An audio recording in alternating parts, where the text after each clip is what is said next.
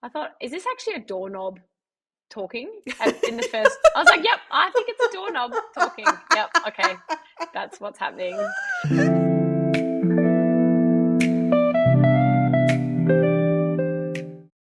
Hi, besties, and welcome back to another episode of Besties and Books. I'm Ellen, and this is Sarah, and on this channel, we talk all things fantasy, but we also dabble into other genres as well, at least once a month, sometimes more. So, on today's episode, we are wrapping up the books that we've read for the month of August. So, we pulled, I think it was 4 books in our TBR jars, but we actually read a total of 6 books this month. So super excited to get into those. 5 of those books were fantasy or fantasy romance, and 1 was a random genre, which happened to be contemporary. No, it wasn't contemporary romance. It was comedy.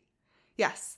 The other genre was comedy this month, but could arguably be a contemporary Yes, I would not romance. have put this Yes. in a comedy category, but anyway. Yeah. So, besties, don't forget, if you're loving our content, to please hit that subscribe button, like this video, and hit that bell notification so you don't miss any of our future videos. Without further ado, let's get into it. Oh, and also just quickly before we get into it, all of these reviews will be completely spoiler free. Book number 1, we have Once Upon a Broken Heart by Stephanie Garber. This one, young adult fantasy romance. We follow Evangeline Fox, a dreamy, hopeful, fairy tale believing heroine whose world is shattered when her first love, Luke, becomes engaged to her stepsister, Marisol. She is desperate to stop the wedding, so she turns to Jax, a mysterious fate, who makes a bargain with her. She offers him 3 kisses in exchange for halting the marriage. So this sets off a chain of events that sees Evangeline traveling to the magnificent north, where she encounters princes, magic, prophecies, romance, and betrayal. All right, let's get into it. The first 2 chapters of this book, I was like, what the heck am I reading? This was not what I was expecting. I don't know that I've ever read a book like this. Just the No. dreamy, or I can't even describe it except to say it's dreamy, whimsical. Felt like the author was maybe doing drugs while she wrote it. Like Yes. when it starts off, I thought, is this actually a doorknob talking? In the first, I was like, yep, I think it's a doorknob talking. Yep, okay, that's what's happening. And then all of the names, like they go to the north, it's called the Magnificent North. Yeah, so I just couldn't quite get my head initially around this like sort of fairy tale aesthetic. But then there are those dark undertones of the deadly bargains and the poisoned wine and the lots of like manipulative players. It's a very strange book, but I was hooked. So I loved the characters. I loved that Eva was this hopeful, hopeless romantic, believes in love, she's positive and naive, and then Jax is the broody, cranky, possessive sort of character. And underpinning all of this random language and oddities, there was actually I thought, a fairly decent, engrossing storyline. So I was hooked. I couldn't put it down. Like, I actually wasn't even sure if I was enjoying the book, except that I finished it so quickly. Like, within 2 days, I think I was done. I was like, oh, okay, well, like, obviously I got into it. And it wastes no time. Like, within chapter 2, she's met Jax, she's made a bargain, and we are in the thick of things. And I think because it had me guessing so much, and I really just had no idea what was going to happen. Which, Yeah. some of these fantasy plots, after a time, they can become fairly predictable. Whereas with this one, I was like, I'm not know where we're going with this. This is just like on another planet. But yeah, I thoroughly enjoyed it. Yeah, totally agree. So I would actually describe this as a cozy fantasy. And I've never read cozy fantasy before, and I've never even had any interest in reading it. But I agree, I was hooked. It reminded me so much of Alice in Wonderland. Just like Yes, that yeah, crazy, yeah. felt like author was on drugs. But I actually didn't enjoy Alice in Wonderland, but I loved this. I was like, what? I think even, oh my gosh, I'm comparing it to Harry Potter again, but not the academic setting this time. You know how in that first Harry Potter book, you have all the whimsical shops and the Yeah. antiques, and there's love potions and truth potions. It Yeah. has all that in it. Like And that, every like, single element is in yeah. character, like even the doorknobs were in Yes, character. yes. And it Yeah. just, I loved it. Also, the plot twists. Didn't get, Mm. like you said, I didn't guess any of them. I didn't see anything coming. Also, this book contains vampires, and I weren't expecting them, and I really enjoyed where the plot was going with that. Yeah. That was like, I just really enjoyed that. But yeah, like you, I was like reading it, and I was like, oh my gosh, Sarah's either going to hate this or she's going to love Uh, it. I didn't know either, Like, even reading it. I didn't know. okay, should we go into a rating? 1, 2, 3, 4 3.8. stars. Oh, close. Ooh, close. So the next 3 books we're sort of going to condense into one because we finished off the series The Artifacts of Oranos by Nisha J. Toole. You might know it as The Trial of the Sun Queen. And this was a bit of a surprise. So we'd already read book 1 and we wrapped that up a few weeks back. You'll have to go back into our other videos. And so this month we read books 2, 3, and 4. So we don't want to go into it too much because it will spoil the story, but basically we're following Law, and after she competes in the Sun Queen trials in book 1, it follows her journey from there, and we get to know Atlas a bit more, which is the Sun King. We get to know Nadir a bit more, who is the Aurora Prince, and you only saw a little bit of him in book 1, and he makes one hell of an appearance in book 2. And we get to know her family a bit more about the prison, and the world building all happens. It becomes very plot driven, I guess, by book 2 onwards, because book 1 really focuses on the trials, whereas from books 2 to 4, you're really into the world building and the main premise and plot of the book. We sort of forget about the trials completely. And there's a romance intertwined in there. In terms of the series overall, I really enjoyed book 2. That was my favorite out of all the series. It had lots of Akatar vibes in there with some of the scenes. I actually wondered if she pulled some inspiration from the books. Like, particularly there was a scene between the 2 main love interests. I don't want to say who they are, but the 2 main love interests in a very public setting where she was pretending to be the girlfriend, I guess, of the man. And they were very spicy in public, and that reminded me a lot of when Feyre goes down to the what was it called, the The Under court, the not the night. City. What is it? Under the City? Yeah, under the whatever it is. It was like where all the monsters were in the night Yeah. court, and it reminded me a lot of that. I thought the spice was written to perfection in book 2. 5 stars for spice. And the jealousy as well was like on point. So I loved book 2. But then sort of by book 3 and book 4, I started to lose interest again a bit. And I think for me, it was just like I was really only interested in the 2 main characters. I didn't feel any attachment to any of the side characters, which is what I think a really well done fantasy can do. I didn't find the found family too. It wasn't that it wasn't believable, but I just didn't feel attached. I didn't feel Wasn't attached to the siblings. I impactful. didn't feel attached. No, I didn't really care. And there was a goddess brought into it, I think more in book 4, which just turned the plot completely for me, and it didn't really make a lot of sense to where the rest of it was going. And I don't know, it just sort of, it lost its spark for me after book 2. Like, I still enjoyed book 3, but then book 4, I struggled. I struggled It's to so get through. funny because I literally, I think I have written word for word what you just said. Like, Oh! agreed. We're too similar. Book 2 it peaked, and then Yeah. it all went downhill.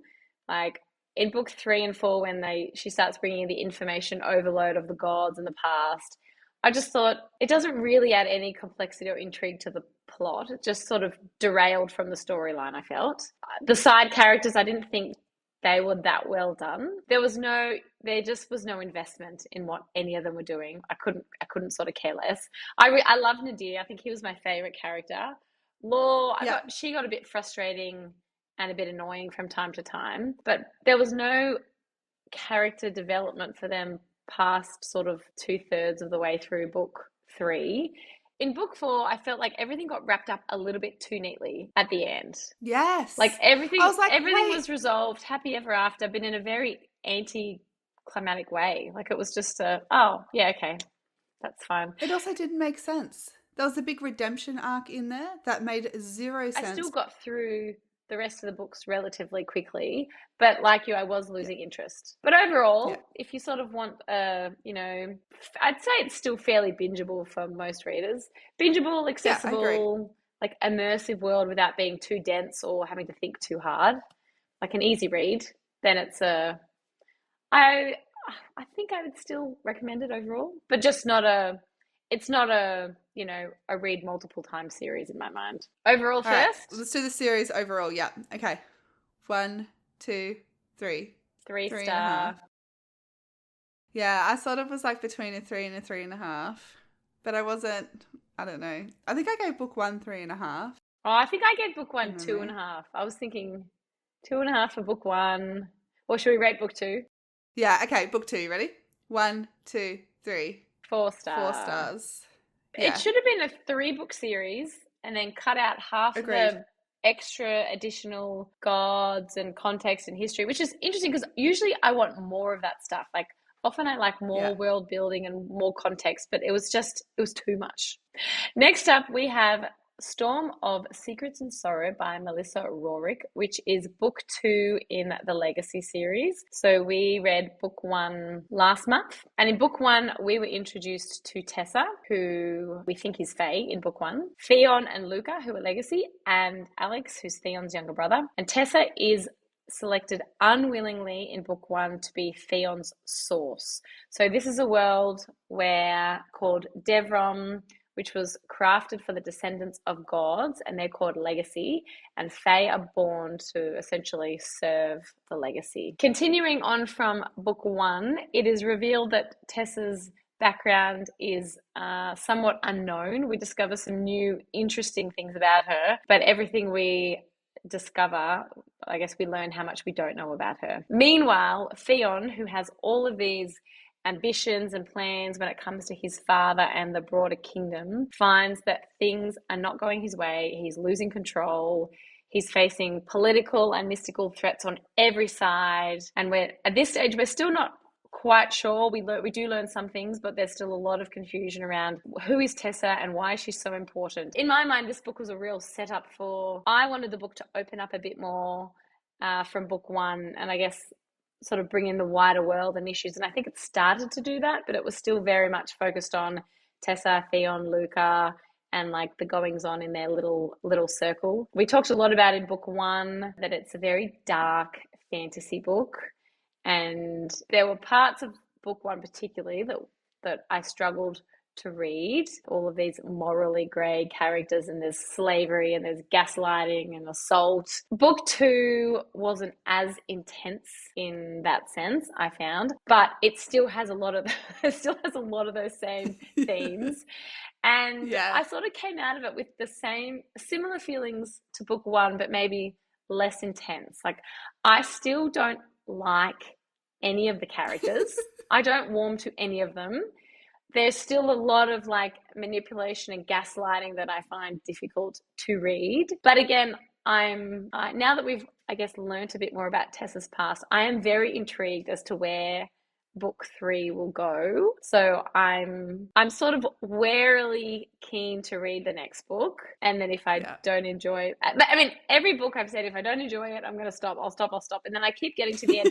It took me a while to get through the second book, and not for any reason I could name. I think I was just like, read, like it's a long book as It's just well. heavy. It's a long book, and maybe that's what it was, heavy. But I Yeah. think I read maybe at least 2 of our other books this month in between reading that one because I kept coming back to it. So I was like, well, I'm enjoying it, but I'm not obsessed with it in terms of I cannot put it down. Tessa is still lied to and she's abused and she's manipulated, and I wanted her to have her explosion moment. Would you read the third book?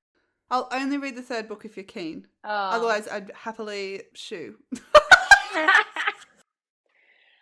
All right, should we get into our rating? Yep. 1, 2, 3. 3 2.5. star. Oh, you're lower. Yeah. I can tell by the tone. The thing is, I really like the plot. I like where the plot's going. I just don't like the relationships. And the Yeah. relationships are a huge component of the Yeah. book.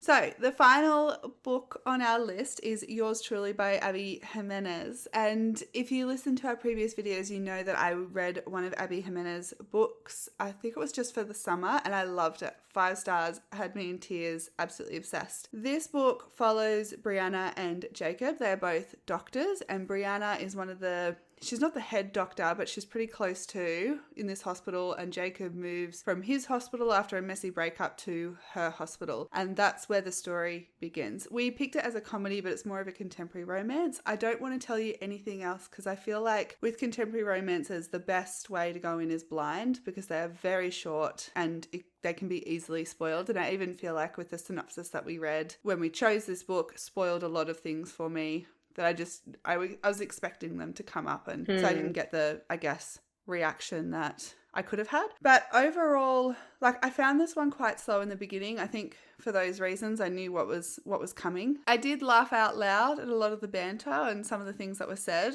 I'll have to read one quote to you that I just found.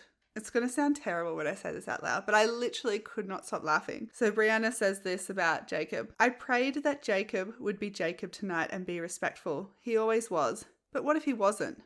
A very specific part of me was hoping he wasn't. My traitorous was putting on war paint and blowing a Viking horn like it was about to go ransack Jacob's village. Like I just lost it. I loved some of the humor that was intertwined. This book did have a heavy focus on anxiety, and it's said in a lot of Abby Jimenez books that she focuses on one mental health topic usually throughout her books. Oh, and okay. puts a real in-depth focus into that. So something similar happened in Just for the Summer that I read. So this was like heavy anxiety focus, and I thought that was done so brilliantly. It sort of like, I guess, saved the book for me where other parts had been spoiled or were a bit slow. I just loved it. And even the way that Jacob's mum explains trauma from pages 377 to 378 on my Kindle, and that literally had me in tears. It was just like so beautifully said about how trauma impacts a person and how it's lifelong and what that does and how you have to reach that person. Oh,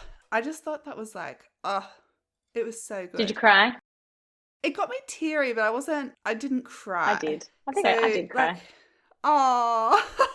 I mean, it doesn't take much to make me cry in a book. It was beautifully written. Yeah. Yeah. I loved it. I mean, I've never read any of her books, but I came out of that thinking I would definitely read more. Like I didn't find it a slow start at all. I was like in straight away. I thought it was like, oh, that's awesome. Yeah, I thought it was like richly emotional from the get-go. There was like you said, there was humor throughout it.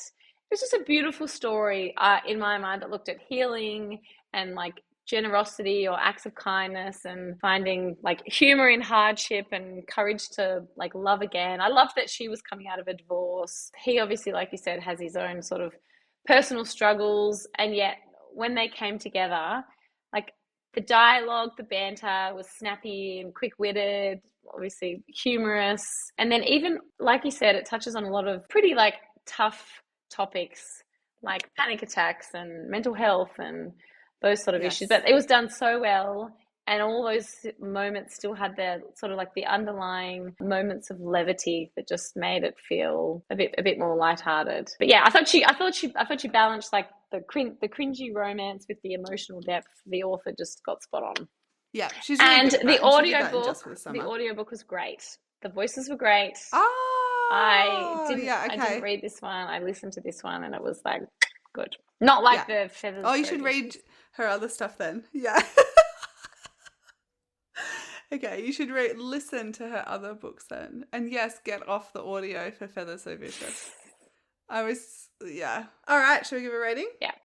1, 2, 3. 4. 3.5. Oh, 3.5. Oh, nice one. Yeah, I really liked it. Just because it was just too spoiled for me, I think. I wish I didn't know about one of the things that was said in the synopsis. Just go in blind. But otherwise, I enjoyed the book. I'd recommend it. And like I said, the anxiety, the trauma, and you said the panic attacks was done. I don't know if that could even be done better, to be honest. It was so beautifully written. Agreed. All right. That's a wrap. So, to summarize, Once Upon a Broken Heart by Stephanie Garber, I gave it 4 stars and you gave it 3.8 stars from memory. Trial of the Sun Queen, we read books 2 to 4 after reading book 1. Overall, 3 to 3.5 star series. Book 2 gets a special mention. It was definitely really great read. Storms of Secrets and Sorrows by Melissa K. Rorick, which was book 2 in the Legacy series. That was a 2.5 for me and a 3 stars from Sarah. And Yours Truly by Abby Jimenez. That was a 3.5 from me and a 4 star from Sarah. Cool. Mm-hmm. Well, that's a wrap from us today. If you enjoy our content, don't forget to hit the like button, subscribe, and hit that bell notification so you don't miss any of our future episodes. That being said, catch you next week, besties. Bye. Bye.